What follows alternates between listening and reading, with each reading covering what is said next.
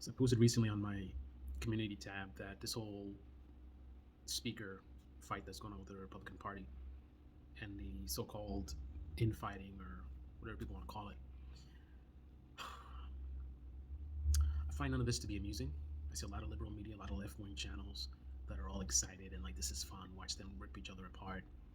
I don't find any of this to be amusing. The Republican Party is a very traitorous troll party consisting of a bunch of elites that care nothing about the people, care only about themselves.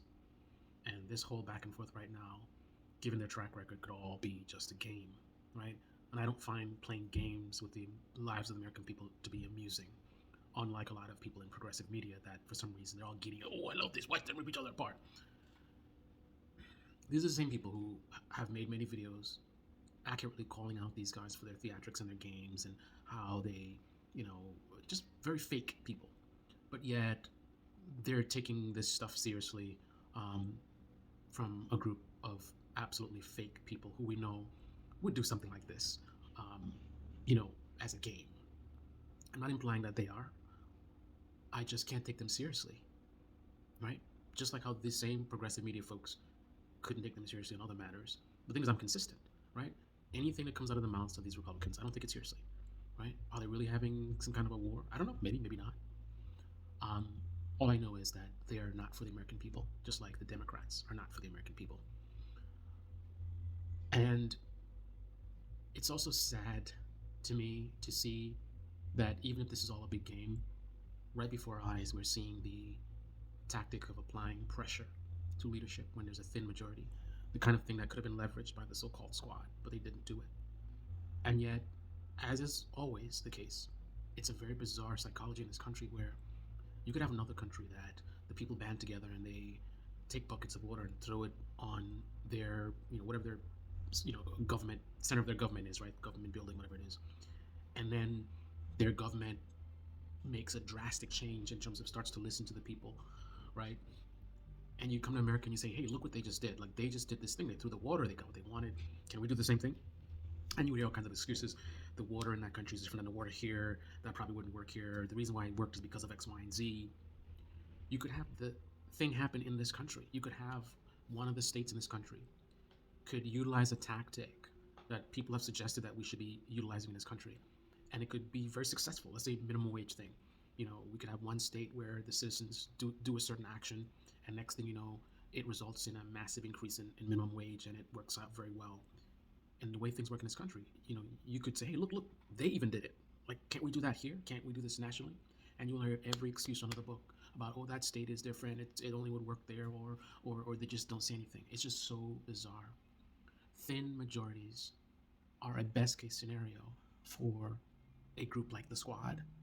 Look at what Joe Manchin did. Two people in the Democratic Party were basically running the entire party, supposedly, right? A lot of that was theater, but still, even if it wasn't theater, the fact of the matter is you can't ignore Joe Manchin when you need every single vote, right? The Squad could not have been ignored when Nancy Pelosi wanted to be speaker. So if they had made demands, she would have had to figure out how can we make these people happy. But instead, as is customary for the Democratic Party, whenever there's an opportunity to do something, to make a bold move, they find an excuse why they can't do it every single time. If they win a supermajority, not going to happen. In 2024, we're not going to see drastic change in this country. We're not going to see a bunch of things all of a sudden happening. Now it's like, okay, we got a supermajority. Now we don't need Republicans. We can do all this. No, we're not going to see that.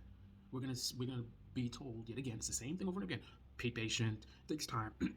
Now's not the time working on stuff. You don't understand how this stuff works. It's not that simple, right? And then because of that failure to act and deliver, they would lose that supermajority, end up with thin margins yet again. Thin margins means minority power. When you have a thin margin, every vote counts. So a small group of people can hold tremendous power. But again, it just seems like there is so much support for status quo because people will be comfortable with us continuing to be on the same path that we've been on for a long time that doesn't result in major change, rather than do something different, right? I suggest that we fight. I suggest that the historical context shows us that all the major accomplishments of this country came from fight. right? We had to fight for all the things that we have today. The idea that we no longer have to fight is absurd. People suggest things like, if the squad had done this, government wouldn't be able to function, and the media would go after them, and all this kind of stuff. I mean, basically, they're saying that there would have been a fight, that it would have been a challenge. There's no easy path to major change. Major change can only come from extreme levels of pressure, determination, resilience, and courage, and a betrayal of self-interest. But the idea that we're going to get some kind of philanthropist to be elected into office that's going to be willing to sacrifice themselves for the people is absurd. It could happen. I could also win $1 million. The reality is, we the people have the most power in this country without a doubt. But we fail to utilize that power because we are essentially being controlled by partisan media that we consume. You're on the left, you're in a left-wing bubble. You listen to people like the Young Turks who are telling you things like voting doesn't matter, and this sense of hopelessness. So at the end of Biden's presidency, when things were looking very bad, Biden was vulnerable. Rather than the Young Turks suggesting beat them while they're down, Biden is desperate, hit him hard now. Now is when you can get stuff done. All they did is they sat there and monetized the demise of this country, the failure of the Biden administration. This is content for them, right? Right-wing media, same thing, distracting you with culture wars. The left is evil. Ignore all the corruption of the Republican Party and on your side, because the left is destroying this country, right? They're so dangerous that no matter how corrupt Republicans might be, no matter what they do, no matter how far they take things, nothing is worse than what the left is doing. That is what they brainwashed their base into thinking. So they have a blank check to do whatever they want, and overwhelmingly conservatives will sit idly by. They will apologize, they will deflect, right? They will complain about the left doing a thing, and then when the right does it, they'll say, oh, well, the left did it first, or they'll make some bizarre claim that somehow the right is doing this previously bad thing in a way that makes it okay, right? Right. The left says defund the police, that's horrible, we need law enforcement. Then when the right says defund the FBI, because it suits a narrative that is popular to your tribe, you explain away how, no, this is okay. The FBI, no, they need to be shut down, but the police, they're the good guys, so we don't want to defund it, right? Until that narrative is not convenient.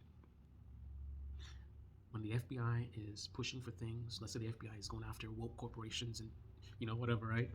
And then the left says they need to defund the FBI, then conservatives will be talking about that's wrong and we need strong government. We need, well, not strong government, but we need law enforcement, right? And the reason why the left wants to abolish the FBI is because they are anti-law enforcement. They're anti-law and order, right? But we're law and order. We want more FBI to go after the drugs and the woke corporations. Make them pay. And then when the police are standing hand in hand with Antifa and Black Lives Matter and, going after conservatives and the right, then conservatives will be saying, abolish the police. Right. This is America 2023. Same old, same old. Meanwhile, those in mainstream media continue to monetize the demise of this country. Those in independent media, mimicking mainstream media in a more extreme way, monetizing the demise of this country, keeping their audiences distracted with another, right? Oh, look what Trump is doing, look what Trump is doing. Oh, the left, woke, this transgender, right? Both sides of this country kept distracted with nonsense, while these corrupt politicians continue to get richer and richer and richer, and rig the system further against us, we the people of the United States of America. I don't find any of this to be entertaining. I hate to be doom and gloom, but I gotta keep it real. It really annoys me every time I watch a progressive video and they're like, oh, this the Civil War, oh my goodness, yeah, they're eating each other apart. Okay. And what's the end result of this that's going to benefit Americans? If the GOP continues on this path and they start to fall apart and lose power, that is going to further embolden the Democrats thinking that what they're doing is working, and they'll continue on their path that they're on right now. And they'll be even harder to influence. So what's happening with the GOP right now does not benefit your audience if you're a progressive person, right? I don't get it. This Baby channel, debate me in the comment section below. Click on the like button, subscribe, smash that bell.